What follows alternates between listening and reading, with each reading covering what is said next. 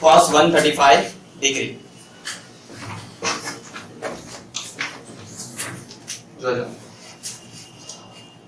આ cos ની value 0 આગળ કેટલી હોય 1 થી આગળ જાઓ એટલે 90 ડિગ્રી માટે 0 થઈ ગયું. પછી એનાથી આગળ જાઓ તો આ રીતે cos થયું. આ 360 ડિગ્રી કહેવાય 2π કરતા એક્ઝેક્ટ અડધું એટલે 180 ડિગ્રી એટલે પાઈ રેડિયન. આ 90 ડિગ્રી આને કહેવાય 270 ડિગ્રી. હવે તમે એવું વિચારો કે 0 થી સ્ટાર્ટ કરો અને આગળ જાઓ 135 કઈ જગ્યા આવે તો કે 180 પહેલા આવશે અહીંયા. એટલે cos પછી આ જે વેલ્યુ છે એના માટે તમને cos ખબર હશે નહીં. તમને કઈ વેલ્યુ ખબર હોય તો કે પહેલા ચરણનું જે પેલું કોષ્ટક હતું તે 0 30 ડિગ્રી 45 ડિગ્રી 60 ડિગ્રી 90 ડિગ્રી આટલા માટે તમને વેલ્યુ ખબર હશે. હવે 135 ને તમારે એક વેલ્યુ સાથે કનેક્ટ કરવાનું. હવે એ કઈ રીતે થાય તો કે કાં તો 90 પ્લસ કરાય કાં તો 180 માઈનસ કરાય.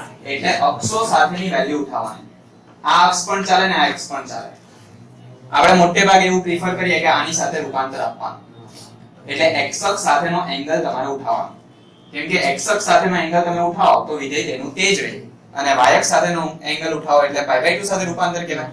π/2 સાથે રૂપાંતર તો વિધેય બદલાય જાય. એટલે 135 ડિગ્રી ને શું લખાય તો કે 90 ડિગ્રી + 45 પણ લખાય અને 180 ડિગ્રી -45 પણ લખાય.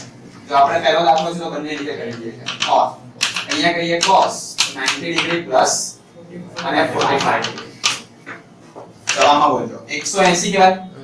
180 એટલે તમારે અક્ષો પર જોવાનું. આ અક્ષ પર આવે કે x અક્ષ પર આવે? અક્ષ પર અહીંયા 180 આવે.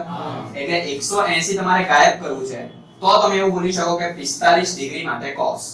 એટલે આને કહેવાય cos પછી કહેવાય પાઈ માઈનસ થીટા. બોલો પાઈ તમારે ગાયબ કરવું હોય તેને નામ આપવાનું પાઈ સાથે રૂપાંતર. બોલો 180 ગાયબ કરો તો પાઈ સાથે રૂપાંતર કે π/2 સાથે રૂપાંતર? પાઈ સાથે રૂપાંતર તો વિધેય તેનું એ જ. પછી પાઈ માઈનસ લખવાનું કે ખાલી થીટા લખવાનું? થીટા એટલે 45 ડિગ્રી આવે. ચાલો હવે 180 માઈનસ એટલે ચરણ કયું જાય? બીજા ચરણમાં cos જોવાનું cos માઈનસ એટલે આગળ મૂકવાનું માઈનસ. એટલે રૂપાંતર આપવાનું. રૂપાંતર માટે પહેલા જોવાનું પાઈ સાથે રૂપાંતર છે કે π/2 સાથે. પાઈ સાથે રૂપાંતર હોય તો વિધેય તેનું તે જ. π/2 સાથે રૂપાંતર હશે તો વિધેય બદલાય. બોલો આ 90 ડિગ્રી કહેવાય. 90 ડિગ્રી એટલે અહીંયા 90 ડિગ્રી ની અંદર કેટલા ઉમેરો તો તમે અહીંયા પહોંચી જાઓ 90 ડિગ્રી + 45 ડિગ્રી એટલે 90 ઉડાવો છો તો 45 માટે cos તમને ખબર હોય. 90 ઉડાવવાનો અર્થ તમારે સમજવાનું π/2 સાથે રૂપાંતર. π/2 સાથે રૂપાંતર તો વિધેય એટલે cos ની જગ્યાએ sin 45 ડિગ્રી થાય. ચાલો હવે બોલજો 90 ડિગ્રી પ્લસ કરો એટલે કયું ચરણ જાય? બીજા ચરણમાં તમને અહીંયા બે વિધેય દેખાય છે. હવે આપણે એવું વિચારવાનું કે તમે ચરણ સાંભળો એટલે બધાને ખબર પડી જાય. ચરણ sin નું જોવાનું sin માટે જોવાનું કે cos માટે ચિહ્ન cos માટે. કેમ એવું બોલ્યા તો કે તમે 45 ડિગ્રી નું ચરણ જોતા નથી. તમે 90 પ્લસ માટે ચરણ વિચારો છો. 90 પ્લસ સાથે વિધેય કયું એટલે cos નું ચરણ જોવાનું. બોલો cos બીજા ચરણની અંદર ધન કહેવાય કે ઋણ કહેવાય? તો આગળ મૂકવાનું માઈનસ.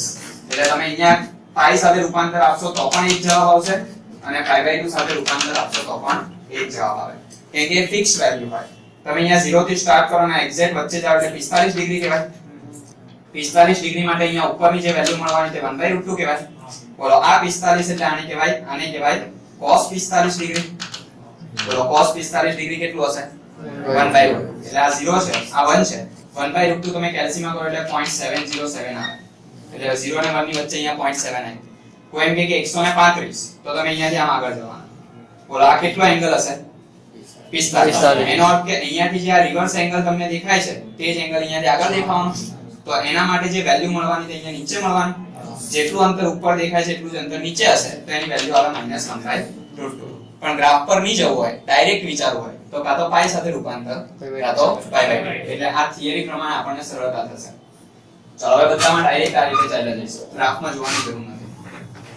ચલો સેકન્ડ નંબર બોલી જાઓ. 10 into -23 pi/6 10 છે 23 pi by -26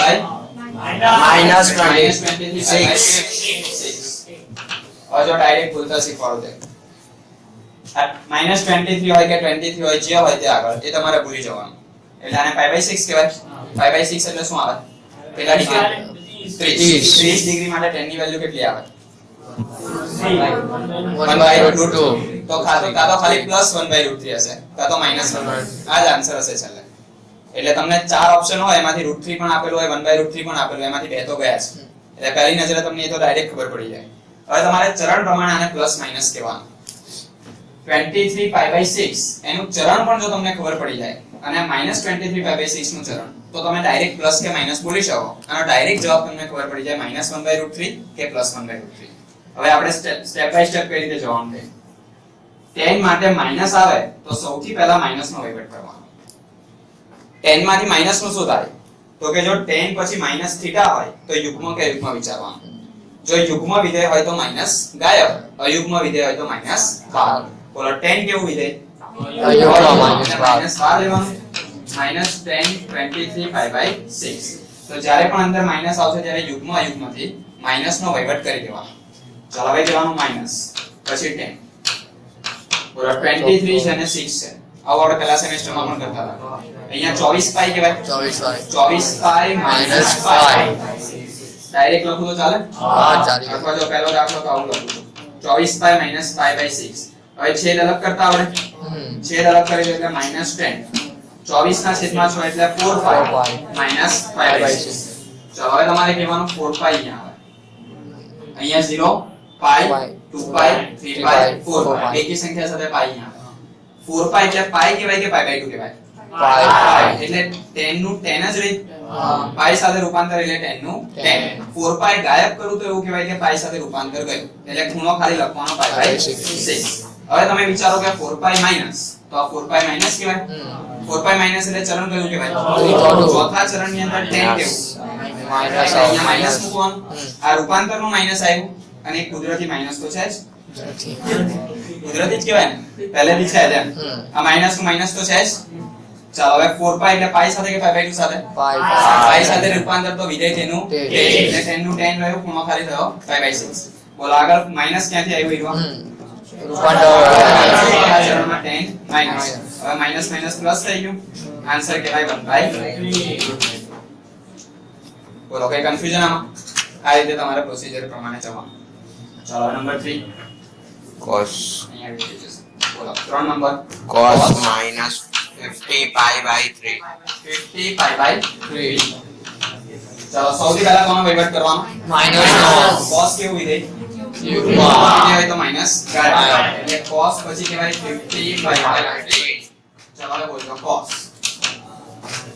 50 એટલે જો બે રીતે જવાય એક તો 51 પણ 3 નો ગુણક કહેવાય બીજું શું કહેવાય 48 પણ 48 નું અંતર વધી જાય બે જેટલું ડિસ્ટન્સ થાય અને પેલા 51 માં એક જ ડિસ્ટન્સ થાય તો તમારે કોની પાસે જવાનું નહીં તો પાછું જો તમે 48 લેશો તો આગળ જતા પાછું રૂપાંતર આપવું પડશે કેમ કે તમને પહેલા ચરણનો ખૂણો મળશે નહીં કેમ કે અહીંયા કહેવાય 48 + 2 એટલે 2π/3 એટલે પાછું π - π/3 કરવું પડે એટલે જે સૌથી નજીકની વેલ્યુ હોય એનાથી રૂપાંતર આપવાનું બોલો 51/3 કરો તો કેટલા આવે 17 તો આને કહેવાય 17π ડાયરેક્ટ લખું છું ચલો માઈનસ કરીને બોલી જાઓ પાછું તમારે રિવર્સ વિચારી લેવાનું 51 - 1 એટલે 50π ના છેદમાં 3 તો 17π કઈ જગ્યા આવે તો કે અહીંયા 17π આવે 17π પછી માઈનસ કે પ્લસ માઈનસ બીજા ચરણમાં જાય કે બીજામાં બીજા ચરણમાં જાય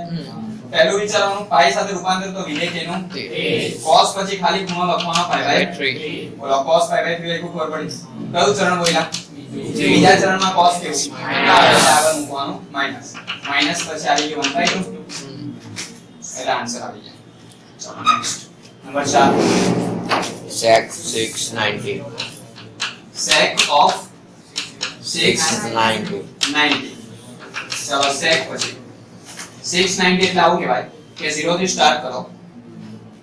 સ્ટાર્ટ કરો બોલો આને 360 ડિગ્રી કહેવાય 360 થી સ્ટાર્ટ કરો આગળ જાઓ અહીંયા 720 આવે 720 માંથી કેટલા આગળ જવાનું રિટર્ન 30 ડિગ્રી બોલો આ 720 ડિગ્રી અહીંયા આવે એમાંથી 30 ડિગ્રી જેટલું રિટર્ન ગયા શું આવ્યું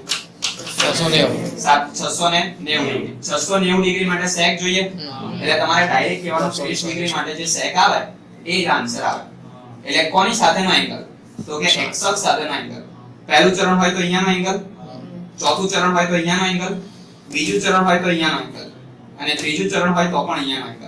મતલબમાં y અક્ષ સાથેનો એંગલ લેવો નહીં. x અક્ષ સાથેનો જે એંગલ હોય એના માટેની જ તમારી વિધેયની વેલ્યુ મળે. એટલે sec એટલે તમારે cos વિચારવાનું. cos 30 કેટલા થાય? √3/2. એટલે sec ની વેલ્યુ 2/√3 થાય. કાં તો પ્લસ હશે કાં તો માઈનસ હશે. કયું ચરણ બોલ્યા? ચોથું. 690 નું ચરણ ચોથું એટલે ચોથા ચરણમાં sec કેવું? પ્લસ. એટલે તમારો જવાબ આ જશે 2/√3. આ ડાયરેક્ટ બોલ્યા. હવે સ્ટેપ બાય સ્ટેપ જવું હોય તો 720 ડિગ્રી જવાનું, -30 ડિગ્રી જવાનું. પછી કહેવાનું 720 ડિગ્રી તો અહીંયા આવે. એટલે એને કહેવાય પાઈ સાથે રૂપાંતર. પાઈ સાથે રૂપાંતર એટલે વિધેય તેનું. પછી sec પછી જો હું ખાલી 30 ડિગ્રી લખું તો જ પાઈ સાથે રૂપાંતર કહેવાય. એટલે 720 ગાયબ થઈ ગયું. 720 માઈનસ એટલે ચરણ કહેવાય ચોથું. ચોથા ચરણમાં sec ઘન એટલે આગળ પ્લસ. પછી sec 30 ની વેલ્યુ કહેવાય 2/√3. આન્સર. ચલો 5 number. cosec 15 pi/4. cosec 15 pi/4. ચલો cosec 15 ની જગ્યાએ શું વિચારવાનું? 16. એટલે 4 નો ગુણક લેવાનો. 16 એટલે કહેવાય pi minus 4. એટલે 16 minus 1 એટલે 15 આવશે. હવે 4 pi એટલે શું કહેવાય? pi સાથે રૂપાંતર. 4 pi minus એટલે ચરણ ચોથા ચરણમાં cosec માઈનસ. ખાલી cos અને sec એ ટર્મ એટલે બોલો cosec કેવું? માઈનસ. પછી cosec પછી ખૂણો કેટલો? 5/4. તો જ રૂપાંતર કહેવાય. ચલો માઈનસ પછી cosec 5/4 એટલે કહેવાય 2. ચલો number 6. cot into minus 7 pi/3. -7 pi/3. ચલો સૌથી પહેલા કોનો વહીવટ કરીએ? Minus cot. 7 pi/3. ચલો બોલો માઈનસ. માઈનસ પછી કહેવાય cot. 6/3 એટલે કહેવાય 2 પ્લસ કરીને શું લખે? 6 pi પ્લસ pi આવે એટલે અહીંયા પ્લસ આવ્યું. ડન. પાછું કહેવાનું 6 pi પ્લસ pi એટલે 7 pi/3. હવે કહેવાનું 2 pi એટલે અહીંયા 2 pi પ્લસ એટલે પહેલું ચરણ થાય. ચલો પહેલું pi કહેવાય કે pi/2? pi સાથે રૂપાંતર તો વિધેય તેનું એટલે cot પછી આવી ગયું pi/3. 2 pi પ્લસ એટલે કયું ચરણ? પહેલા ચરણમાં cot કેવું? પ્લસ. એટલે અહીંયા પ્લસ આવ્યું, માઈનસ તો છે જ પહેલેથી. cot પછી 60 ડિગ્રી કહેવાય. cot 60 એટલે 1/√3 એટલે માઈનસ તો છે જ અને 1/√3. આન્સર.